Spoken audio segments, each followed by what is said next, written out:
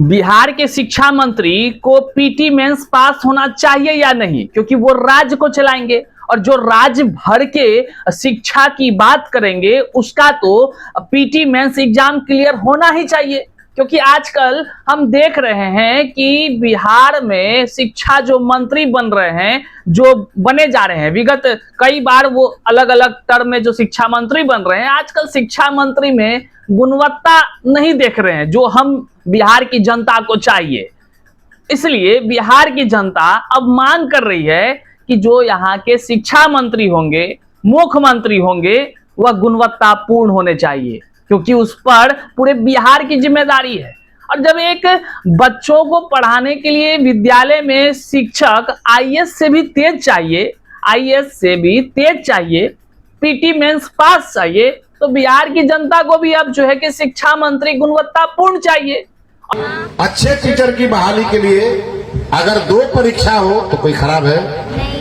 एक परीक्षा वाला रिजल्ट हम देख लिए, और वो भी पीटी मेंस पहले पास कर जाए। जो पास करेंगे वही चुनाव में खड़े होंगे और जनता के बीच फिर से एक एग्जाम देंगे, मतलब कि लोकतंत्र में वोट पाएंगे और फिर जीतने के बाद वह जो है कि पद पर आसीन होंगे। क्या ये होना चाहिए कि नहीं होना चाहिए?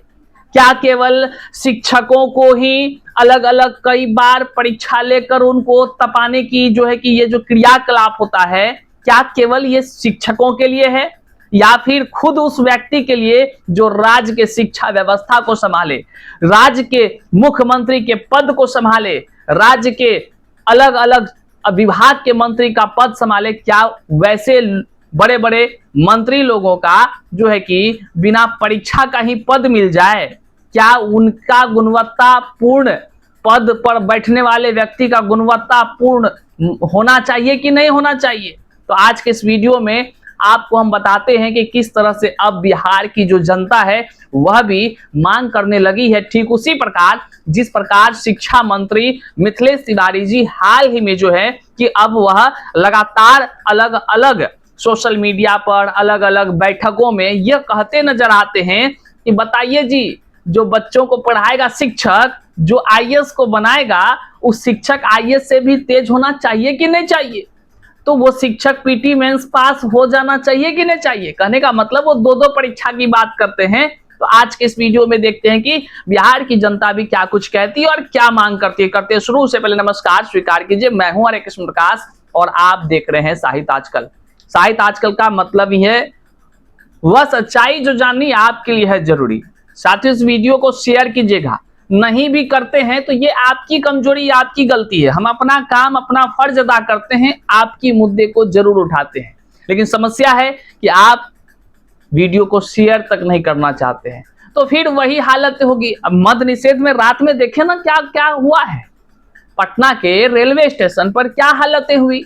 क्या वो तमाम युवा केवल जो है कि वोट बैंक का जो है कि एक कह लीजिए कैंडिडेट बनकर है, केवल वोट देने के लिए, या फिर उनको सुविधा भी चाहिए? खैर, आपकी मुद्दे हैं, आप नहीं भी शेयर कीजिएगा तो हमारा कुछ नहीं जाएगा। समस्या है कि आपकी आवाज आगे तक नहीं जाएगी, आपके चीजों को दबा दिए जाएंगे।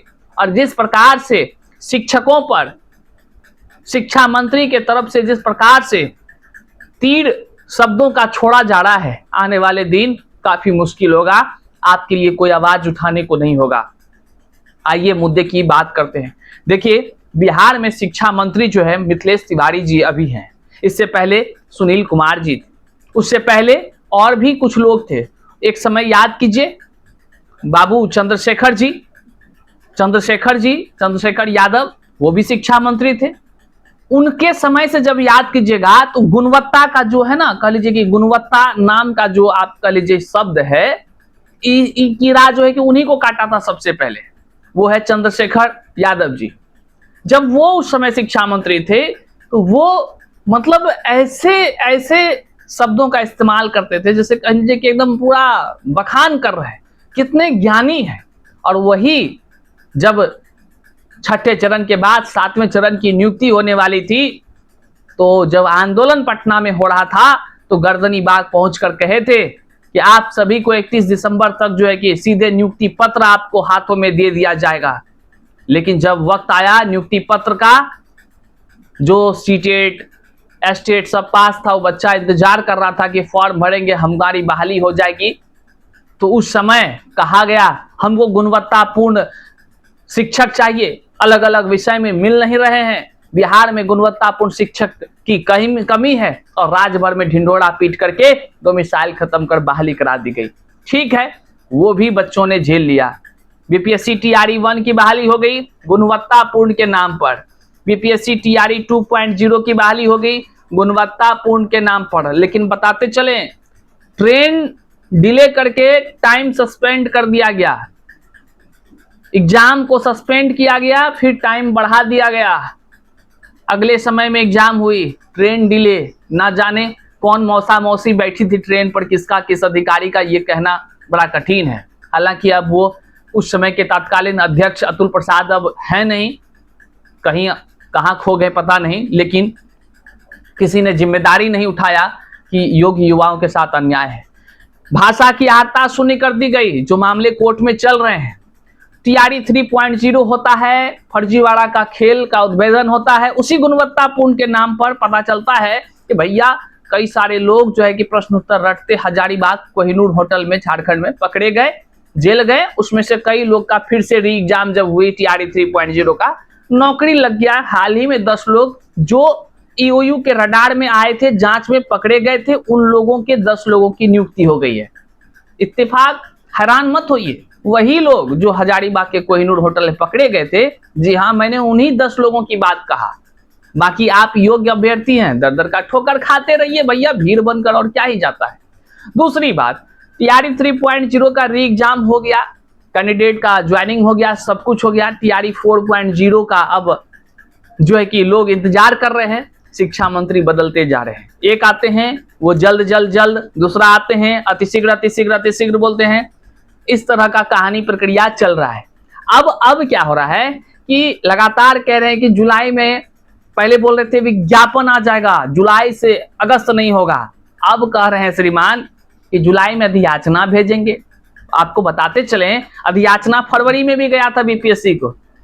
अधियाचना का जाना और अधियाचना का वापस आना, ये दो विभागों का खेल है। इस दोनों के विभागों के खेल में अभ्यर्थी फेल है, सिस्टम लाचार, और सिस्टम का यह खेल है। बात समझ रहे हैं शब्दों को, बहुत सारे गरिमा को ध्यान में रखकर बोली जा रही है। इसी बीच एक नया फिर से आविष्कार हुआ है। वो आविष्कार क्या है कि बिहार में जो शिक्षक का चयन हुआ है ना, उस शिक्षक गुणवत्तापूर्ण है या नहीं है। अब तो हम सर पीट रहे हैं कि जिस गुणवत्तापूर्ण का नाम देकर बिहार में बीपीएससी से शिक्षकों की चयन किया गया, अब इस शिक्षा मंत्री जो मिथिलेश तिवारी हैं, इनके अनुसार से जो गुणवत्तापूर्ण होना चाहिए, अब वो शिक्षक इनको मिल ही नहीं रहे हैं।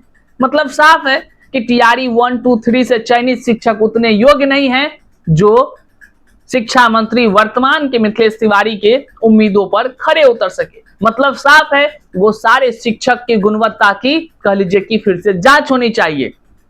हालांकि अब आने वाले बहाली के लिए शिक्षा मंत्री कहते हैं कि देखिए, 2 एग्जाम अगर हो जाए तो कोई गलत तो नहीं ना होगा, क्योंकि शिक्षक ही आईएएस बनाता है, और जो आईएएस बनाता है वह आईएएस से भी ज्यादा तेज होना चाहिए। तो इनको पता ही नहीं है शिक्षा मंत्री को कि अब बिहार के भी नागरिक जाग चुके हैं। वो भी कहते हैं हुजूर बात आपका सही है, एकदम सही है। तो बिहार एक बच्चों के जिम्मेदार, बच्चों को पढ़ाने वाला लोग अगर पीटी मेंस पास करके जाए और ये पढ़ाए उसको गुणवत्तापूर्ण शिक्षक के रूप में, बिल्कुल बात सही है। तो फिर राज्य को चलाने वाले मंत्री क्यों नहीं गुणवत्तापूर्ण होना चाहिए? तो पीटी मेंस, अब लगता है बिहार की जनता को कि पीटी मेंस मंत्री को पहले पास करना चाहिए, उसके बाद चुनाव में खड़े होना चाहिए, और तब जाकर के वोट से जो जीते वो पद पर बैठना चाहिए। ये तमाम बातें बिहार की जनता कर रही है। आप स्क्रीन पर यहाँ देखिए, अलग अलग जो अभ्यर्थी हैं, जो जनता है, वो कमेंट कर क्या कहते हैं। वो कह रहे हैं कि शिक्षक ही आईएएस बनाता है, तो आईएएस से भी बढ़िया शिक्षक चाहिए, लेकिन आईएएस जैसी सुविधा नहीं चाहिए। शिक्षक को सब बेवकूफ बनाने की चाल है। तो क्या जिस नेता को पूरा राज्य या देश चलाना है, उसे सबसे ज्यादा शिक्षित नहीं होना चाहिए? अब बिहार की जनता सवाल पूछ रही है। यह सब हम लोगों को परेशान करने का तरीका है। ये अभ्यर्थी कह रहे हैं, कुछ कह रहे हैं एग्जाम देकर ही मंत्री बनना चाहिए। कई सारे लोग बोल रहे हैं कि छोटे बच्चे को पढ़ाने के लिए आईएएस चाहिए और स्टेट चलाने के लिए बोर्ड पास भी नहीं, फेल। मतलब कई सारे अब जो है कि सवाल उत्पन्न होने लगे हैं। तो हमारा भी मानना है कि अब जो है राज्य की जिम्मेदारी जिसके हाथों में है, वैसे मुख्यमंत्री, शिक्षा मंत्री या अलग अलग विभाग के मंत्रियों को ठीक उसी तरह जैसे शिक्षा मंत्री का बयान है, उसी बयान के तरह जो है कि शिक्षा मंत्री को खुद पर भी लागू करना चाहिए। एक तुरंत कमेटी बैठाना चाहिए और एक नियम बना देना चाहिए। संविधान में जो भी संशोधन करना पड़े उनको कर लेना चाहिए और तुरंत फटाफट जो है कि पीटी मेंस का जो है कि कह लीजिए नया लॉन्च कर देना चाहिए। जितने मंत्री, जितने सब लोग पद पर हैं देश भर में, सबको फटाफट जो है कि परीक्षा दे देना चाहिए। पास कर गए तो रहेंगे, नहीं तो घर चले जाएंगे। दूसरा लोग जो योग्य होगा वह राज्य को संभालेगा, देश को स्वर्णिम अक्षरों में अपना परचम देश का फहराएगा। बहरहाल आप इस पर क्या चाहते हैं? क्या शिक्षा मंत्री या राज्य को चलाने वाले पीटी मेंस पास होकर के नहीं आना चाहिए? कमेंट में जरूर अपना विचार व्यक्त कीजिएगा। चैनल पर नए हैं तो सब्सक्राइब कीजिएगा, इस वीडियो को जरूर शेयर कीजिएगा। मिलते हैं अगले वीडियो में, तब तक के लिए जय हिंद।